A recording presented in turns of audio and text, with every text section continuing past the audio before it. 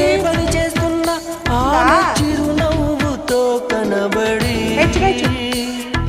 చూపుల వల వేసి తీసుకెళుతుంది తన వెంబడి. ఒక్కసారి చేరాలి ఆ నీడను విన్నవించుకోవాలి బాధను. డేట్ ఆఫ్ బర్త్ ఎప్పుడు? డేట్ ఆఫ్ బర్త్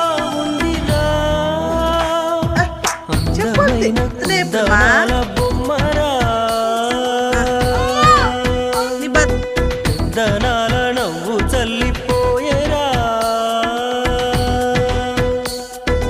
ఈ ఇంటి వనితో మరి